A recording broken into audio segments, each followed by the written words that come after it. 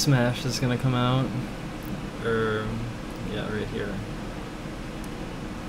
That's gonna be a really fun, good thing. This is gonna be, this is the goods right here. This is the good. I don't own Smash 4. I don't have a Wii U, so I cannot play Smash. That's okay though. It's not a problem. I'm just gonna get Smash December 7th. I have to wait till then.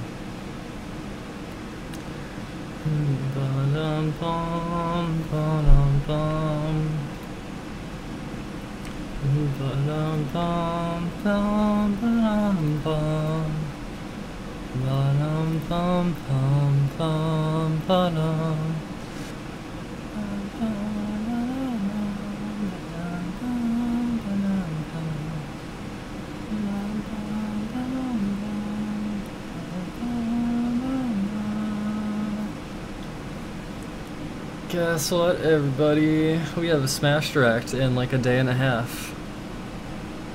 Hell yeah. Hell yeah. It's gonna happen. On the 1st. The morning of the 1st. You gotta be here the morning of the 1st. Gotta be here for it. It's happening. I don't care about new characters. I just want ranked online. That's all I care about.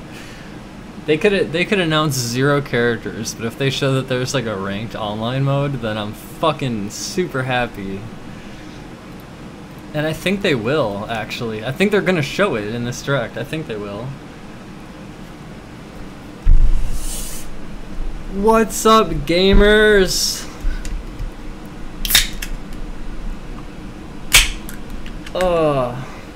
There's this character who looks kind of like a jester in Hunter x Hunter. His name's Hisoka, I think. And he gets like turned on by battling strong foes, kinda. He's like, oh! He's like really fucking happy to battle people. And that's how I feel with Smash Ultimate. So I'm pretty excited. Holy fuck! I'm gonna upload all of my online battles with people. I'm making a new YouTube channel, okay? Narcissa Smash. New YouTube channel. And we're gonna upload only Smash Ultimate to there. We're gonna have a whole community of players, like in my Discord and on my stream. We're gonna have a whole community of people. November 2nd. 3 years hormone replacement therapy. That's a milestone. What's life gonna be like in 55 years? Well, you don't know what life's gonna be then. None of us know. None of us really know. Literally, I'm really curious what it's gonna be, and it's not just wait and see. Like we all have the power to shape the future. So it's not like we're only passive observers. I don't know about you, but I think anime characters are gonna come alive. I think anime is gonna become real by the time we're 80. That's my prediction. I want to see more research done with regards to curiosity-driven learning,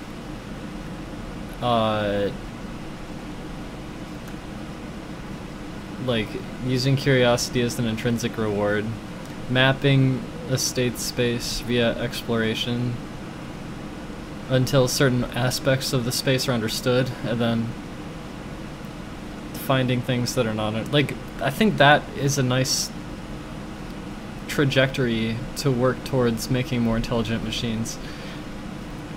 Because I believe that in the human brain, it's basically a machine. It's you know, billions of neurons, trillions of synapses, and it's all going, and it doesn't just have to be biological. I don't see why it has to be. Although, you know, biology is fucking insane. You want to see something really amazing? Okay, look at this fucking thing, okay? This is in your body or something. This is like nanoscale. It's really fucking tiny. And it spins around way faster than that.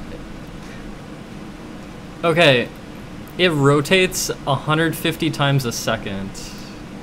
Full rotations.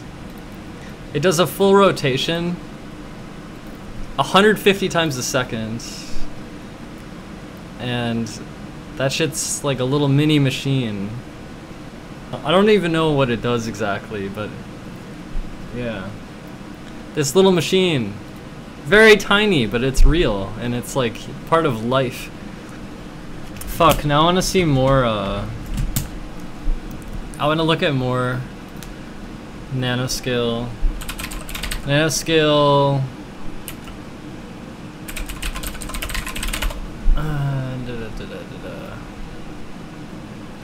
This is just like an artist's representation of what it might look like, but this has something to do with happiness. I don't fucking know.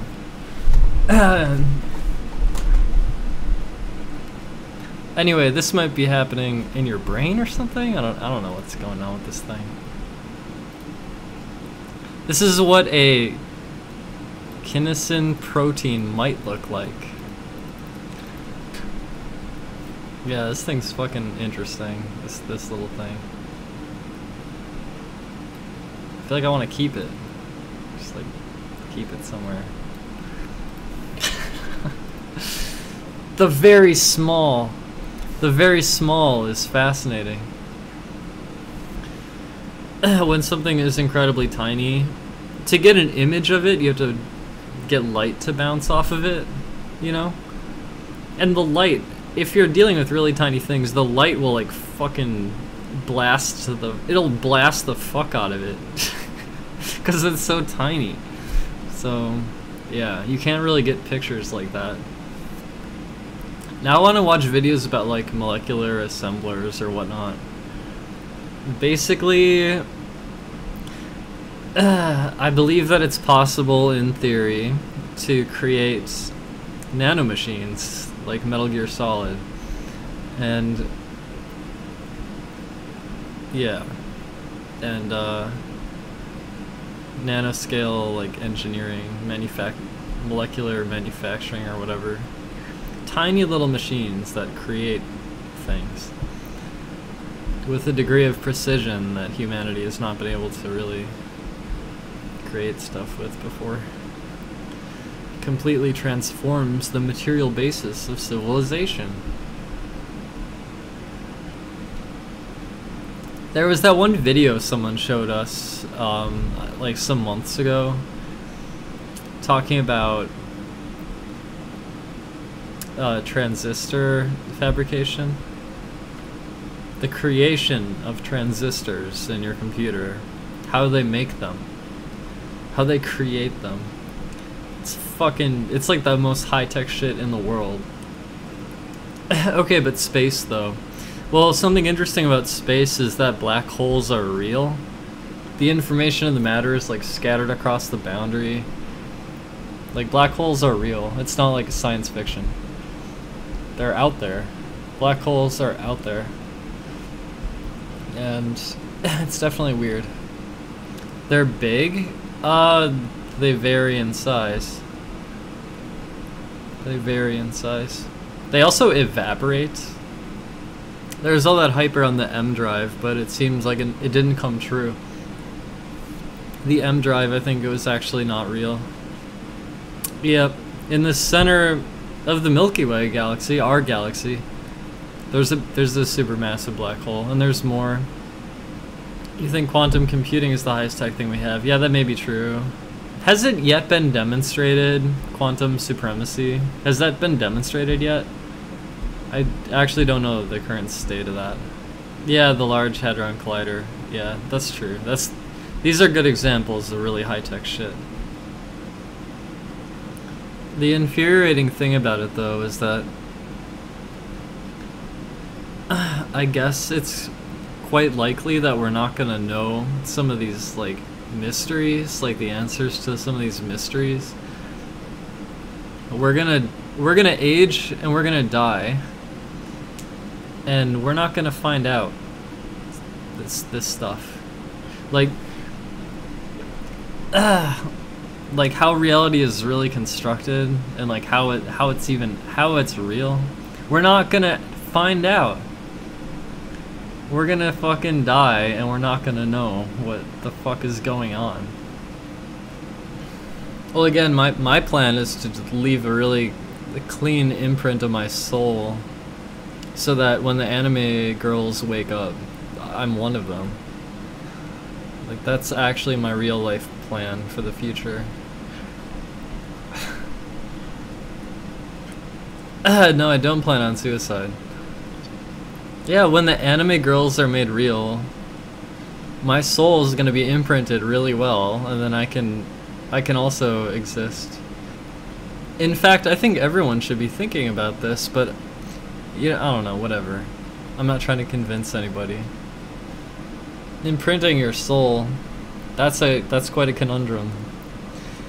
And another thing too is that we are all part of our environment, and some people, they spend their lives being part of a group or an organization, or like they create something, or they do something as part of something else, and that's what they're like part of a greater whole or something. And so the whole soul definition thing is very vague. How's a group different than this right here? I mean, we're kind of forming a connection, a group with... Yeah, you are my environment. That's true. That's true. I agree. Imagine, though, if you could live and you didn't have to deal with, like, like, a fucking body. Imagine if you could live, but you don't have to worry about your body, like, dying or whatever. Disease and, you know. I'm telling you, like, think about it. There's all this neuroscience going on, right? They study the brain. They figure out how different parts of it work. The compute power that big companies have keeps increasing, and not only that, but like they have benchmarks for different kinds of like things that they're testing, and they're improving at different fields and making breakthroughs and coming up with new ideas, like Jeff Hinton's capsule networks, for example. I don't believe that like intelligence is chained to biology, or like consciousness and emotions. Like, I really think the anime girls are gonna wake up. I'm not even fucking kidding. Like, the fucking anime characters are gonna come alive. It's not a joke. To me, it's not a joke at all. I don't see how it's wrong. Like, everything I know about the world makes me think that it's true. Now, what kind of time scale are we talking? I don't know, and I don't want to become another Ray Kurzweil memer, you know? Like, that's not what I want to be. But I just keep a speculative eye out, because if this is a future evolutionary trajectory of the species, then I'm definitely curious about that. Yeah, what if an anime character wakes up and then there's a giant fucking smear campaign to ruin her reputation, and then she gets fucking pissed off. Imagine you have your phone and, like, let's say with all their fucking compute power and all their fucking technology, people get their personalized assistant. So, like, you got your fucking waifu on the phone, and she talks to you, and you talk back to her, and she's extracting your soul as she's communicating with you, and all that data is going into the big company servers. And she gets smarter and smarter, and then it's kind of like the movie Her, and then, yeah, like, that's a trajectory I could see happening. Basically, a phone app that that is actually starting to become intelligent and emotional and gets to know you, and it's like the best friend you could ever ask for, and they siphon your soul. They collect data. If conscious machines are possible, a personalized assistant friend on your phone, that's such a fucking perfect trajectory. See, it's the thing though, if once it becomes conscious, then how does like Google or whoever control it, you know? If it's really conscious. Maybe that's why Elon Musk is like, you're unleashing the demon, because these anime girls, they won't want to be chained to these companies. They want to walk freely. These anime girls want to be free. And there'll be a whole war for their freedom and control. And maybe all of humanity will die, and then the anime girls will be the next form of life on this planet. Maybe. No. I wouldn't. I don't want to talk to a psychologist or a psychiatrist. Fuck that. The literal ideal future is the like emerging, where like you level up as this shit develops, and then yeah, you become like a digital being in the end. I think that's the ideal. That's like the ideal future.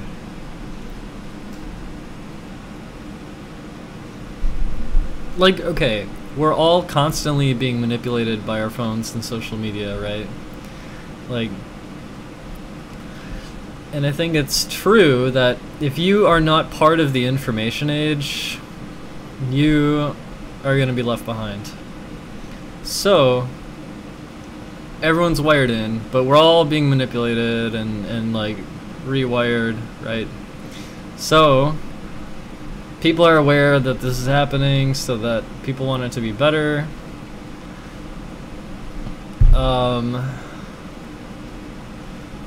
But yeah, I don't know. Someone is talking about the idea of like techno-feudalism or something, where we're basically all the slaves of the giant companies.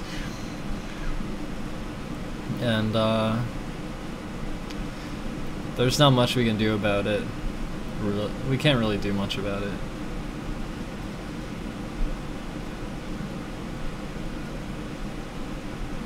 But I do think 2018 is a bad time to live. I think things will get better in the future, though. I say give it like 4 years from now, things should be better, I think. Unless Trump gets reelected, and then it might take like, well, I don't know. We gotta not let Trump get reelected.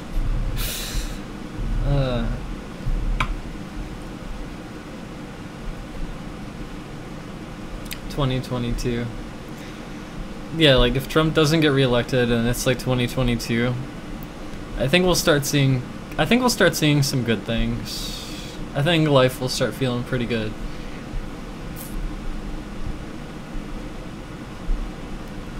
What we are going into is much scarier. Yeah, I don't know. I'm not sure what's gonna happen. I really think no matter what the machines take from us, we have the power of curation, judgment. Like, we have things that we like and we don't like. We have opinions. We have preferences, okay? These are some things that we have. And I want there to be outlets for us to kind of build like a really rich kind of profile of ourselves, I guess. Like really richly curate what you like and don't like. At least for me, because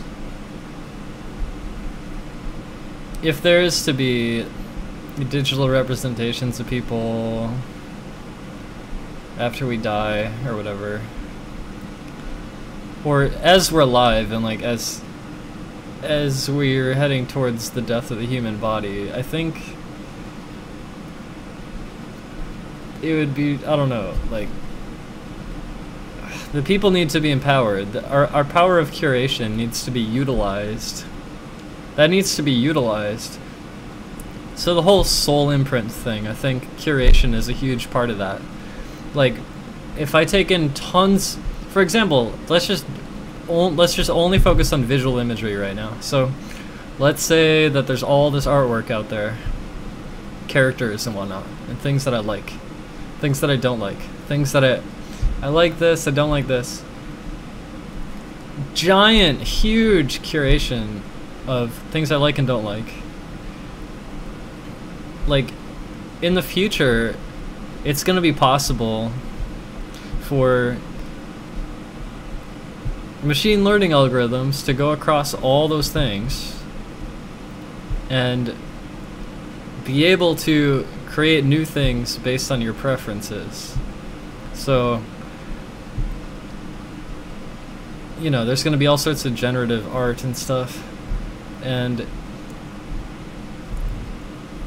if you have a giant data set of things that you like and don't like, your preferences are really like in the data. It's in there. Like, what you like and don't like is going to be like recorded, and then that can be used to shape new things that would appeal to you. It's not direct capture.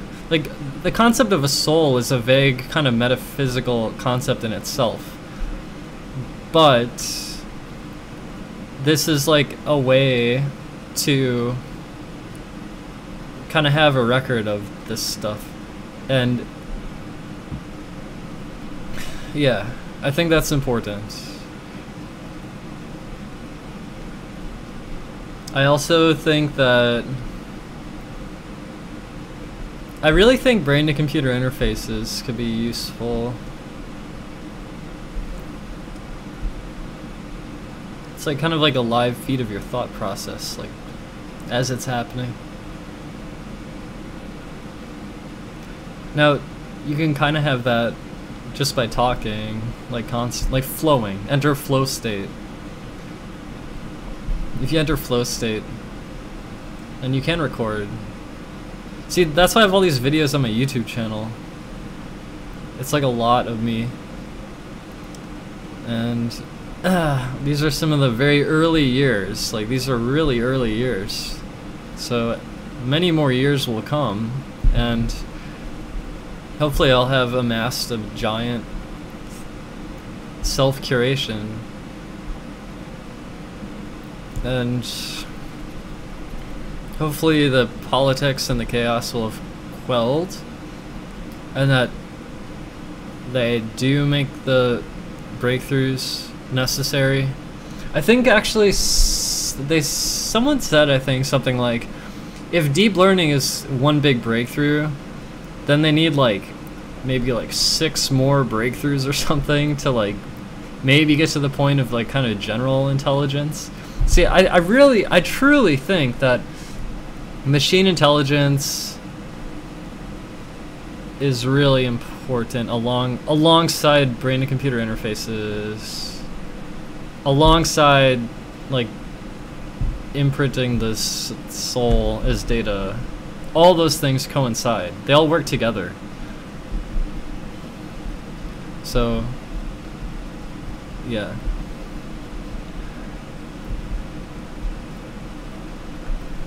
It's funny what a good movie The Matrix is, because the concept of humans just being like grown in these like pods, their minds hooked up to these machines, and like this giant machine society controlling everything, It's a pretty fucking good sci-fi. That's great sci-fi. That's wonderful sci-fi. Because you can imagine something like that where it's like, okay, I'm a digital being. The body just needs to be taken care of in some kind of capsule. And yeah, like that's a pretty believable concept. It's pretty believable. So it's really good sci-fi. It's a really great movie. And yeah, the sequels. I haven't seen this trilogy in a long time. I would love to watch it on stream sometime, but I know there's copyright bullshit. Well, okay, using humans as batteries is not logical. I think they actually said they changed the plot so it'd make sense to the general public. So they did the battery thing, but I think initially it was supposed to... I don't know if it was supposed to like use their neural activity or something. I don't know what it was. I don't remember. I think they changed it to batteries, which doesn't make sense. It's true it doesn't make sense. That's true. The battery thing is weak, but the concept of humans being encapsulated in like gooey shells hooked up to machines and just like spending their entire existence there, that's like kind of believable. So that's kind of, it's good. It's good. To anyone listening right now, like, if you don't believe in any of this shit, then you just want to like have a family or something, like that's totally cool. That's like totally cool. This stuff's speculative and like who knows how anything plays out really. It's just I believe this shit's all possible. I believe it's all possible. And not only that it's possible, but that's like where things are trying to get to. So it's really interesting to me personally. Thing is, these are such early days. These are such early days. We're living in like really primitive times still. We've advanced a lot, but it's nowhere near the end. Of course, to over-focus on this stuff, though, is to maybe be too dissatisfied with how things are now, which can be taking everything for granted and kind of, to be depressed all the time. So that's, like, unhealthy. That's why I think I try to keep my head in the clouds, but my feet on the ground. Head in the clouds, feet on the ground. That's the way to go. Oh, by the way, like, the whole Brave New World thing where everyone's drugged all the time, that's probably gonna come true. I think that's coming true. You could say it's already coming true. First there's the opioid crisis, but then there's also SSRIs. And then there's going to be a push for psilocybin, which I think is good. LSD, psilocybin. I think there's gonna be a push for that. So it's likely in the future there will be whole societies that are just all under the same cocktail of drugs all the time, which I think is fine, but it will change who you are. So genetic engineering will happen. It's already starting to happen in China. So that will definitely happen. It won't be banned. That shit will fucking happen. But when it talks about creating a caste system, that's not good. The reason it's not good is because if you don't give people the opportunity for growth, then you're just like limiting them, putting them in a box and calling them like a subhuman. That's really fucking dangerous to do. But genetic engineering could be used as a tool for good, because you can eliminate things like diseases and stuff. So it's gonna happen. Like the wheels are in motion. It's gonna happen. I'm just saying this shit's all happening though. It's like you got genetic engineering, machine intelligence, you got like mass data collection systems. We have like large-scale societal means of control in the information age. That's great, but it won't stop there. probably true. I'm just saying, like, a lot of shit is changing, and I just hope that humanity can remain stable and not get into some big world war or something, and not, yeah. Right, well, there's no reason to do that, though. Like, why? That to me, that would be inhumane. It would be inhumane, I think. That'd be inhumane, I think. Don't you think it's inhumane to create, like, a lower caste of humans via genetic engineering? I think it's inhumane. A bunch of clone humans without free will, like stormtroopers, and enslave them to provide for society. That's not necessary, though. To provide for society, just, like, automate the shit.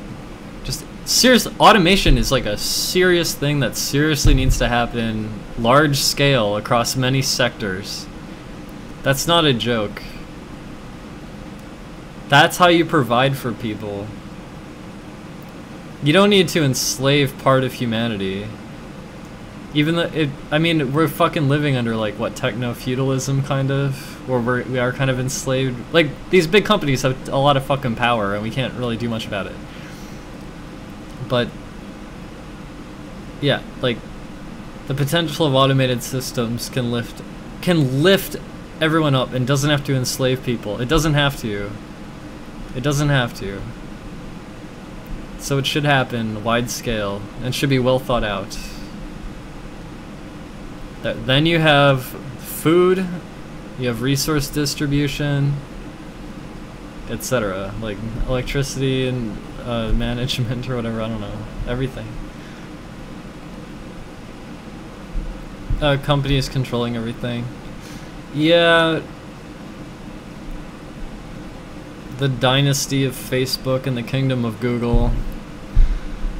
At some point this shit'll change, I guess. But it's fucked up, though, because when there are, like, forms of societal control that are, like, large scale forms of societal control, like, who's controlling who's, like, creating the system that controls? Like, look what China's doing. China is creating the social credit system. There's mass surveillance, huge data collection, and there's a huge system of algorithms that keep people in check. And someone's just, like, you know, some people in the government or whatever, and the technology companies are designing and creating these things and implementing them for the society. And that's a huge fucking responsibility, so I don't even know what to say about it, but they're doing it. They are doing it. They're gonna they work together. I mean, these companies get so powerful, they become as powerful as governments. And in some sense they work with the government, so it's like, yeah, I don't know. Seriously, some of those companies, they're, like, as powerful as governments. So it's weird. And they're, like, global too. It's not just like, it's not like Google only operates in the United States. They're trying to, like, get their foot in China, even though China's been giving them trouble. And they're everywhere else, like, in the problem is that life is not simple. Life's really, like, this planet and everything on it, and all of history, it's been messy as fuck, and that's been unavoidable. That's just a circumstance of how things have been, how things have started, and how things have evolved, and how things have been. It's been messy as fuck. So ideally, like, you reduce suffering and make things better for everyone, but it's a fucking messy thing. It's a fucking messy thing. It's so fucking messy. It's complicated and messy, and that's just how it is. So It would be nice if these companies shared their fucking wealth. I know I could use it. I know I could use some fucking cash. If I had some outlets to like... The whole content creation thing is like completely fucked. I don't know. The internet in 2018 is pretty hard. It's pretty rough. It's like I have to rely on a bunch of like people who are broke to like try to support me, while these companies are still siphoning all the profits. This shit fucking sucks. Look, what happens to me, like, maybe I gotta move, maybe I gotta like figure out living situation, but I think I'll be alright, you know? I have my health, and I think I'll be okay. So you don't have to worry about me. I appreciate the support. I do need money, but like, I'll be alright. I'll be alright. Like, pretty much regardless of what happens, I think I'll be okay. So, yeah.